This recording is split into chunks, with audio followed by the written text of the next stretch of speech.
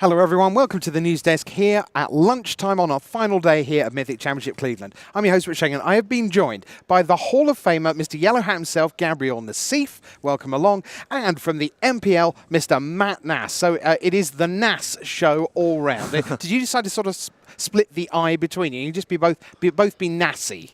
I think that kind of does it. And between the two of you, I'd like to congratulate you on wearing the hat. You did, to be fair, ask us before we went live, does this look ridiculous? And we did confirm that, yes, it did. And we're wearing it anyway, so that's what we like. Great stuff. So welcome along, guys. I want to ask you, first of all, Gab, you're a streamer now, and that's how a lot of people know you, and not necessarily for winning Pro Tours in 2009, whatever it is. So how did you get into streaming? And tell me where you were when you found out about this Mythic Invitational that you were going to be a part of. Yeah, I wasn't super happy like a couple of years ago with what I was doing, and I felt like things were changing at Wizards, like new CEO, they just like hired the team play design. I was like, looks like, maybe Magic has, going to be good things are going to happen. And I had been enjoying streaming, and I decided to give it a shot. I was lucky enough that I knew I wasn't going to start from scratch. So yeah, I gave it a shot a couple of years ago. It's good, and yeah, Invitational. I was at home. I got the email.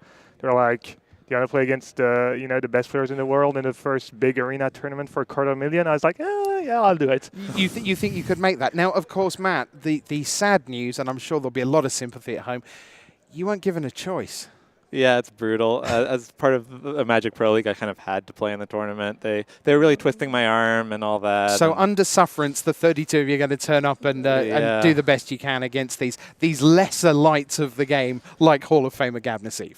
Yeah, I guess so. Okay, well, why don't we take a look at what's coming your way next month at PAX East in Boston. That's where it's going to be. So we're going to kick things off. There are 64 players in this event. Half of that, well, that's your MPL, the Magic Pro League. Then we've got 25 streamers, gamers from around gaming communities like Gab Nassif here. And then the one that, you see, it says 8 top constructed ranked players. And I know that about 10,000 of you at home think that you're going to be one of those 8.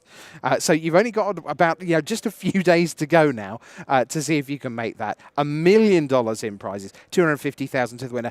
Matt, let me start with you. Put yourself in the final, if you will. So you've had a very good week, and there you are in the final. You are playing Magic for $250,000. Are you calm or are you petrified?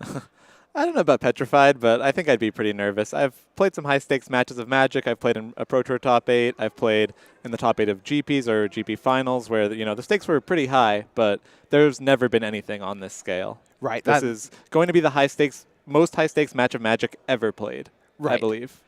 And Gab, for you, you've made a living out of trying to remain calm in pressure situations.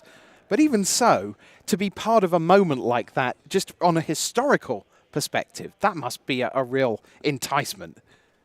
Yeah, I think once you're there, it's not really about the money anymore. It's just, and in general, it's like, I don't think how big the money gets really impacts. Just like in hindsight, you want to be like, I did my best, I prepared my best. It is going to be the biggest prize pool ever. So you just, personally, it's like about not having regrets and hope the cards fall your way. Yeah. All right, so let's look at the format for this tournament because it is unusual. It's a new thing. This is Duo Standard. So what you do here is you submit 2 decks that come from the Arena Standard format. That's best of 1. So in Game 1, you will be given a random choice of the 2 decks that you submitted. Game 2, you then play with the other deck, whatever that is. If you get to a Game 3, both players select their preferred deck.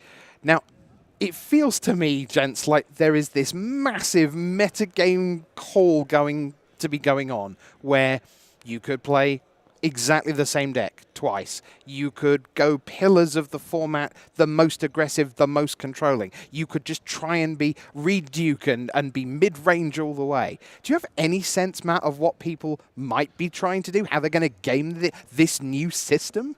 So yeah, I think there's a few different approaches. One is if you break it, you should probably just play 2 copies of the same deck. If your deck is just so much better than all the other decks that it doesn't really matter what they're playing, there's no matchup you feel uncomfortable in, you can just play double Cawblade, double Eldrazi, whatever the busted deck may be. So, or Clan Iron works in your case, were you to be allowed to do so. Yeah. Yeah, that's a little unfortunate. Sorry about that, Matt. Sorry to break that to you. Bad news.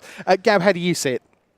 Yeah, I mean, I guess the same way. It's probably going to end. I've been thinking about it, and it's going to be super interesting. It's like something completely different for Magic. It's not like deck building or playing. It's like deciding decks and figuring out like not having holes in your strategy, and it's math and hopefully talk to people smarter than me and help me figure that stuff out too. And it's going to be interesting to think about that stuff. And I'm not sure I know many people smarter than you. You must have lots of very smart friends. Let's yeah, that's fair actually. I do know some of your friends and they are very smart. Let's take a look then at how the week is going to play out, because this is a multi-day event, much like a Mythic Championship. But the way it works, the 64 players will go into 4 groups of 16, and those will be played across Thursday and Friday, 2 groups on each day. So if you're looking for your favorite, if you're looking for Jamie Topples, or you're looking for Auden Burchett, or for Gab, or for Matt, you'll have to check which group do they end up in. Will it be the Thursday AM group, the Friday afternoon?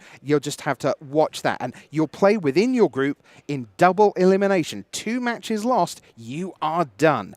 But the top 4 left standing from each group of 16 will advance to Saturday play. And then the weekend begins with that 1 group of 16. Again, double elimination. It'll take 5 rounds or so roughly to play out. And eventually you'll be left with the 4 top players coming back on Sunday. Again, it's double elimination. So you get 1 loss in your locker from the start, but then it is Magic that matters all the way from there. Matt, that's got to be both a stimulating format and also scary, because here we are on day 3 of this event, and most of us have played 16 rounds across 2 days to get to here. And at the Invitational, 1 bad match at 9:10 on Thursday, and the guillotine's 1 game away. Yeah, it's very different. At a Pro Tour, you're playing day 1 always, at least 8 matches, and 4 and 4 is all you need to make day 2, which, if you're a pro player, over half the time that's going to be the case. Mm-hmm. So I'm in the majority of the Pro Tours I play 16 rounds. In this, I could be out in 2. Yeah. That's very different. It's very scary. You do get some chances. It's best of 3. So you have to drop 4 total games. Yep. So you get to keep reloading. So as you win 1, it's like, okay, now I'm back to, I can lose a game, but that doesn't mean I've lost the match. And I haven't lost my first match yet, so that's okay. And then you just keep reloading through the weekend. Right. And hopefully you've still got a loss to give, Gab, when it turns up on Sunday afternoon and someone's going to claim $250,000.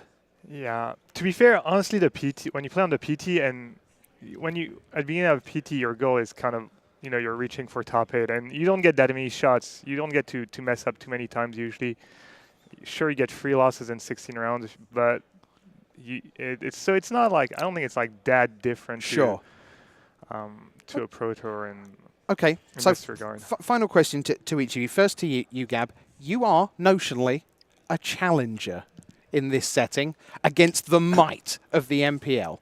Who's going to win this tournament? Is it going to be a member of the Magic Pro League, or are you or one of your fellow challengers going to take it down? Well, I hope one of the challengers is going to win. Which one? I'll put my money on myself or Lily. Uh-huh. I think Lily and I might test together. Auden Burchett. Oh, wow, yeah. That's awesome. So obviously the odds are stacked against us, but, Matt, is the MPL gearing up to destroy the challengers and lay waste all about them? Yeah, I mean, I think you'd have to bet on the MPL, but there are some very talented challengers. There's 2 challengers in the top 8 of this Pro Tour. Right. Off the bat. Yeah, it is going to be an amazing weekend. Make sure it is appointment to view TV for sure, and we just cannot wait to bring you all the action from PAX. Thanks to the MPL, Matt Nass, the Challenger, and the Hall of Famer, Gab Nassif. We'll see you at PAX East.